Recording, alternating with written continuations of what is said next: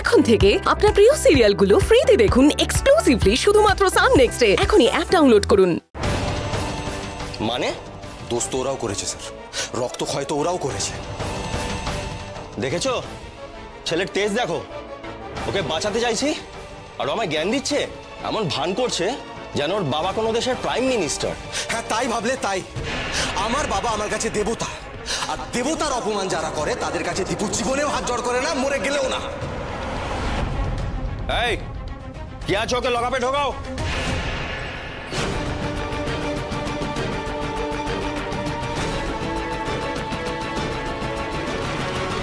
বাবা বাবা আমায় ক্ষমা করে দাও বাবা, আসলে তুমি অসুস্থ ছিলে তো, তাই তোমাকে আলাদা করে কোনো টেনশন দিতে চাইনি। মিথ্যেটা মিথ্যেই পুনু, সেটাকে বেয়ারা যুক্তি দিয়ে খাড়া করবার চেষ্টা করো না।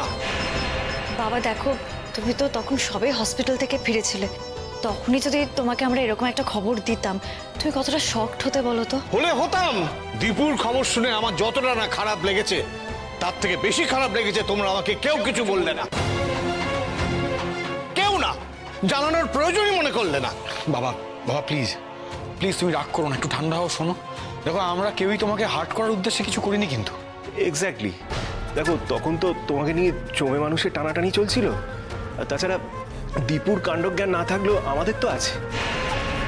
কি করে ওই সময় ওর ওই গুণকীর্তনের কথা তোমায় বলতাম বলো তো? মানে বাবা দেখুন, দীপু না হয় ঝামেলা পাকানোর আগে একবারের জন্য আপনার কথা, মানে শুধু আপনি না, মা পরিবারের কথা ভাবেইনি, কিন্তু তাই বলে আমরা কি এরকম ইনসেনসিটিভের মতো আপনার কষ্টের কথাটা ভাববো না বাবা বলুন? আর মাও তো কত কষ্ট পেত, আর হাসপাতালে বসে থাকতে থাকতে মাও তো অসুস্থ হয়ে পড়েছিল বাবা। কেন তোমরা আমাদের বোঝো না বলো তো? আমরা সবসময় তোমাদের নিয়ে দুশ্চিন্তায় কাটাই, আমরা চাই যে অবসর জীবনটা অন্তত তোমরা শান্তিতে কাটাও, আরামে কাটাও। বাজে কথা ছেড়ে কাজের কথায় আয় পুনু। যা হয়ে গেছে হয়ে গেছে, দীপুকে ছাড়ানোর কি ব্যবস্থা করলি সেটা বল। দীপু কি করেছে, কেন ওকে পুলিশে নিয়ে গেছে, কেউ খোঁজ নিয়েছো একবারও? হ্যাঁ হ্যাঁ নিয়েছে তো, অনি নিজে থানায় গেছিল, কিন্তু পুলিশ দীপুকে কিছুতেই ছাড়তে চায়নি, আমাকে দেখাও করতে দেয়নি দীপুর সঙ্গে। মানে এটা সম্ভব নাকি? কি এমন করেছে দীপু যে দেখা করতে দেবে না? তাছাড়া আজকাল তো অনেক রকম খবর কানে আসে, হতেও তো পারে দীপু কিছু করেনি, ওকে ফাঁসানোর চেষ্টা করা হয়েছে। চুপ করো মিনু, পুলিশের মাথা খারাপ হয়ে যায়নি যে বিনা কারণে দীপুকে নিয়ে চলে যাবে?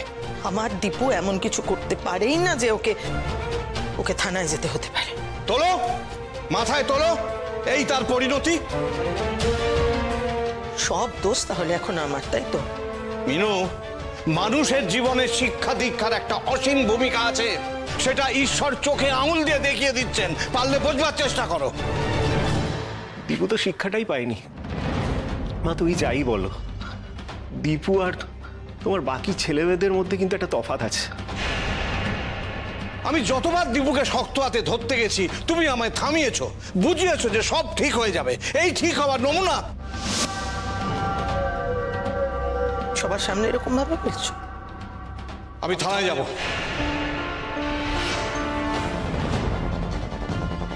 সে কি বাবা? হ্যাঁ, আজ অব্দি যে জায়গায় আমি পা পর্যন্ত রাখিনি, আজ আমি সেখানে যাব, সম্মুখীন হব বিপত্তির। যা হয় হোক, আমাকে জানতেই হবে যে দীপু আবার কোন ঝামেলায় পড়ল। কেস করেছে বাবা, থানায় গেলে এতক্ষণ ধরে যা যা ঢপের বাণী শোনালাম সব তো ধরা পড়ে যাবে। বাবা, আমি তো আবার বড় মুখ করে বলেও ফেললাম যে অনি থানায় গিয়ে খোঁজ নিয়েছে। বাবা বলছি, আপনার এই অবস্থায় আপনার যাওয়াটা ঠিক হবে না কোথাও। হ্যাঁ বাবা, মোনা তো ঠিকই বলেছে, তুমি বরং বাড়িতে বিশ্রাম নাও, আমরা দেখছি।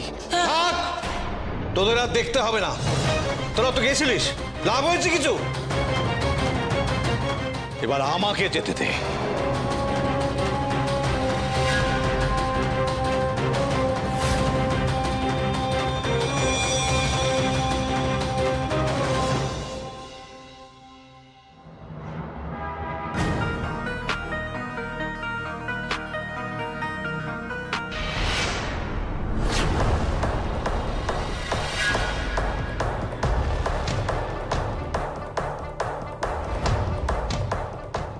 স্যার, স্যার একটা কথা ছিল স্যার।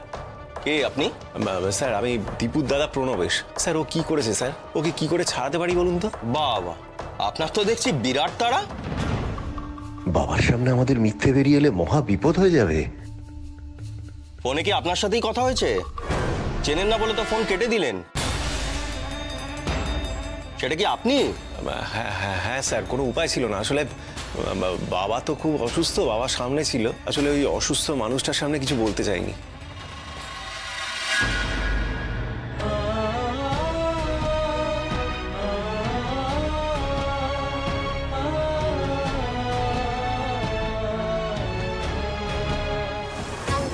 এই এই আড়াল করো, আড়াল করো, আমাকে আড়াল কর।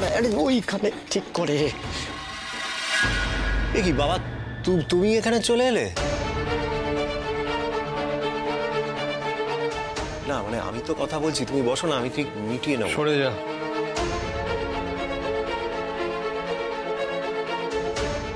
নমস্কার ইন্সপেক্টর, আমি দীপুর বাবা অঞ্জন বসু।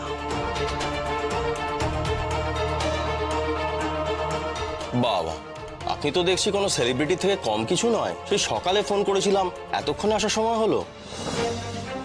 আসলে আসলে ওই ঘটনাটা শোনার পর আমরা নিজেরাই নিজেদের মতো করে সামলানোর চেষ্টা করেছি। বাবাকে কিছু জানাইনি। বাবা তো দেখতেই পাচ্ছেন অসুস্থ, আজই হাসপাতাল থেকে ছাড়া পেয়েছে। বলছি তুমি বসো না, যা কথা বলার বসেই বলো। হ্যাঁ বড়বাবু বসুন না। না, আমি ঠিক আছি।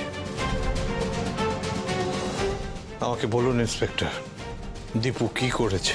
এই যে জলজান্ত উদাহরণ আপনার চোখের সামনে, দেখুন।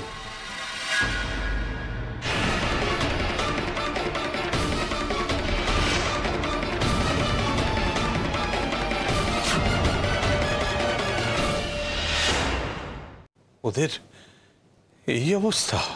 হ্যাঁ হ্যাঁ, এই অবস্থা আপনার ছোট ছেলেই করেছে ওদের।